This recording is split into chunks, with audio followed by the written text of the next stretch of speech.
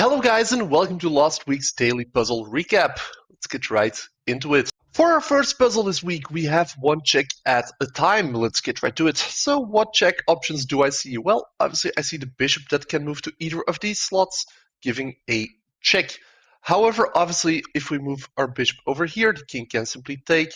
And yes, we do have a follow-up, but the king would simply be able to take that as well. Meaning that this probably is the better of the two options. However, that would still leave the king with two options to evade said check. And we would not have any immediate follow-ups, meaning that their queen or even their rook could start causing problems. Another option we have would be to use the rook, but obviously this would be contested either by the king taking or by the bishop taking. Once again, two options. However, if we use our queen, with this exit being blocked by the rook and this obviously being blocked by both the bishop and the queen, that would mean that our king can only move over here. With only one option on their end, that seems like the best move. So let's start off with that. But what now? Well, our queen and bishop have locked the king in position, so theoretically we could slide the rook over. However, is that the best option? I think not, because once our rook slides over, then the bishop can take our rook. So instead, we have the very strong move queen to c8. Why is it a strong move? Well, obviously, our bishop still has this on lock, and they have no way of interacting with our queen, meaning that not only is it strong, it even is checkmate. On to the second puzzle. For our second puzzle, we have fork in your back pocket. So I don't think we have to immediately start looking for checks, and instead have to start looking for a fork. Going from the current position, the immediate fork would be to move our knight over here with a traditional king-rook fork. However, as we can all see, that currently is being contested by their queen. So let's start off by getting rid of that queen, as we can use our pawn push over here, giving pressure on the queen. They obviously can't take this pawn as it's covered by our queen and knight, eliminating that option. They obviously can't take the knight as it is covered by our bishop.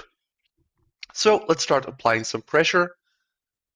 Now that our queen is over there, it only makes sense to attack the queen, which obviously they do evade. Can't evade over there, can't evade over there. Due to obvious reasons, they obviously can't go over there, can't stay there. Here is covered, here is covered, here is covered. So that means that we actually will win the queen. They do, however, take our queen, but let's not fret about that, because now finally we have the fork using our knight over here. They do evade the fork, but we win the rook, putting us in a winning advantage. On to the third puzzle. For our third puzzle, we have Tactical Jolt, and what I immediately see is that we have a hidden battery going on, as we can move our rook over here, giving the check, forcing king to take as he has no valid escape, after which the king would be over here, we would be able to use the rook to take the bishop and give another check, and we'll see from there on. Now obviously, even though we could take, that would actually simply lead to the king going back into hiding, leaving us at a disadvantage. So instead we are going to use our queen over here, which also was under attack from their queen, to apply some pressure and coordinate with our rook so that she can now slide forward and the king still has no other valid escape, meaning that this will be checkmate. Just like that, we are almost halfway there. Let's move on to the fourth puzzle this week. For our fourth puzzle, we have tactical stars align. So let's look at the biggest star on the board, being our queen, which currently is applying some pressure to the king, but nothing they can't handle at the moment. However, what they can't handle is if that queen got support from our rook to then slide over here for checkmate, which means that their pawn is forced to take if they don't want to lose on the spot. So let's do exactly that. Because once they do that, we can actually give checks, and even possibly bring in our knight, but that would simply lose the knight, so that's not the right answer. What is the right answer is that now that that pawn no longer is there, their queen is exposed to be caught by our queen, which is exactly what we are going to do, as having a queen versus an opponent who does not have a queen is a huge advantage. There we go. On to the next one. Our fifth puzzle is called Smoking Out the King, meaning that probably we are going to have to sacrifice a lot of pieces in order to get the king out of its somewhat safe corner. Why do I say safe? Because you might be thinking, well, you simply move the rook over there and that's checkmate. Well, it's not checkmate, as they have tons of ways to defend that position. So obviously we are not going to do this. Instead, we are going to sacrifice, as I just said, our queen, which is the biggest sacrifice a player usually can make, especially after what I said in the previous puzzle.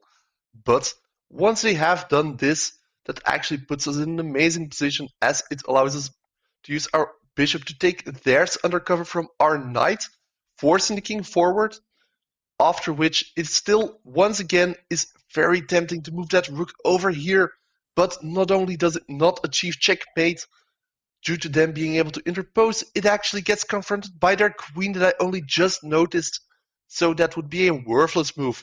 Instead, however, with our bishop undercover from our rook, preventing the king from moving backwards or forwards, we simply have to give a check that they can't contest, which we can achieve by using our knight over here, by bringing it over to the g5 square, which would give a check, and as I just said, there is no way for them to move out of harm's way.